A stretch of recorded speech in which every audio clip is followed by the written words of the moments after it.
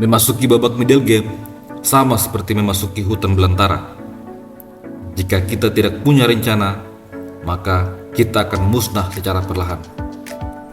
Di permainan catur, kita harus punya rencana pada babak middle game. Salah satu rencana terbaik yaitu menunggu lawan melakukan kesalahan. Kita harus bisa memanfaatkan peluang, sekecil apapun itu. Ini adalah video ketiga playlist teori middle game. Kita akan melihat sebuah game antara Anatoly Karpov melawan Vlastimil Hort di Olimpiade Catur Lucerne tahun 1982. Game ini dibahas dalam buku Nikolai Yakovlev. Di langkah ke-22, Anatoly Karpov menarik mundur kuda ke B1.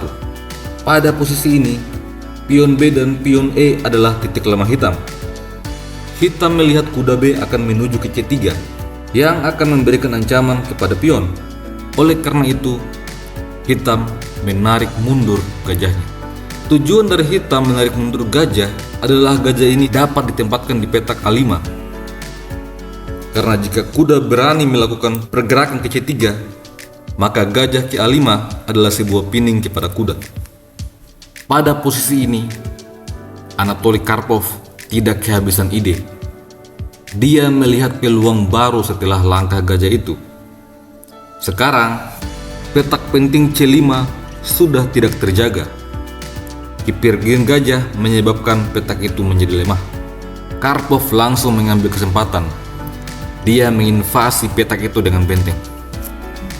Sekarang, pion B berada dalam bahaya. Tetapi, jika kuda meninggalkan C6, maka pion E akan disikat oleh Karpov. Melihat pion B yang dalam keadaan bahaya, hitam terpaksa mendorongnya ke B4. Karpov menyerang menteri dengan benteng. Menteri mundur ke A8, lalu Karpov mengerahkan benteng lainnya menguasai lajur C.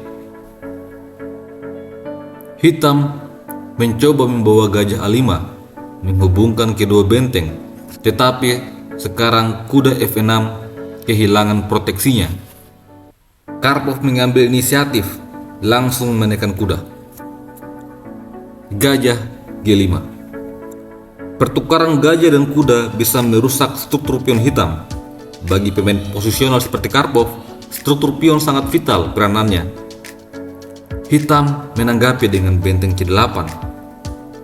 Setelah itu, Karpov tidak terburu-buru mengambil kuda. Dia terlebih dahulu mengimbangkan kuda ke D2. Kemudian, terjadilah pertukaran pion. Lalu pion makan pion. Benteng makan, gajah makan benteng. Sekarang, kuda D4. Hitam mengancam menteri, gajah, dan juga kuda. Karpov terlebih dahulu mengambil benteng. Setelah itu, menteri makan benteng. Lalu kuda makan kuda, pion makan kuda. Setelah itu, kuda F3. Karpov menyerang pion. Pada posisi ini, hitam membuat sebuah kesalahan. Dia melangkah gajah C3, bermaksud menjaga pion. Hal ini menyebabkan gajahnya pasif dan jauh dari pertempuran sesungguhnya. Karpov langsung menyingkirkan kuda. Setelah pion makan gajah, struktur pion hitam langsung berantakan. Hal ini telah membuka pertahanan raja. Selanjutnya, Anatoly Karpov mendorong E5. Dijawab dengan F5. Gajah ke D3, lalu menteri C5. Memberikan tekanan pada pion A. Tetapi diabaikan saja oleh Karpov dengan kuda ke G5. Kalau menteri makan pion, maka menteri ke H5. Ancaman yang berbahaya akan dihadapi oleh hitam.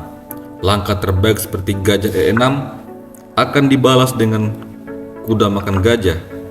Setelah pion makan kuda, maka menteri G5 skak. Raja lari ke F7. Menteri F6 skak. Raja G8. Menteri makan pion skak, raja harus lari ke H8. Setelah menteri F6 skak, raja kembali G8, lalu gajah C4 skakmat.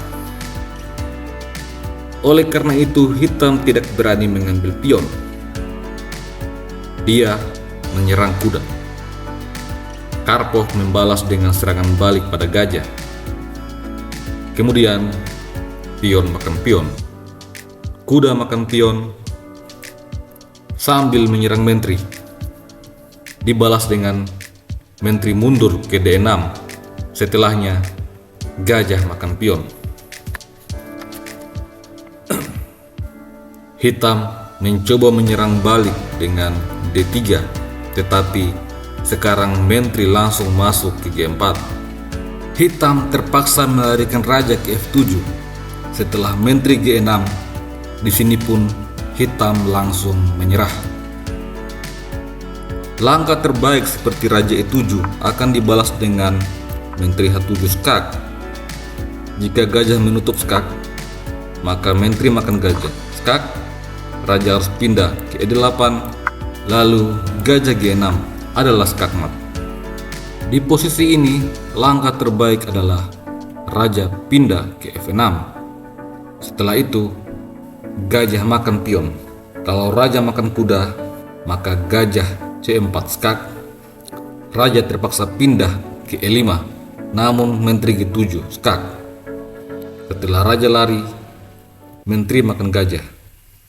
Putih unggul 2 pion. Sampai bertemu lagi pada video selanjutnya. Salam Gens Unasumus.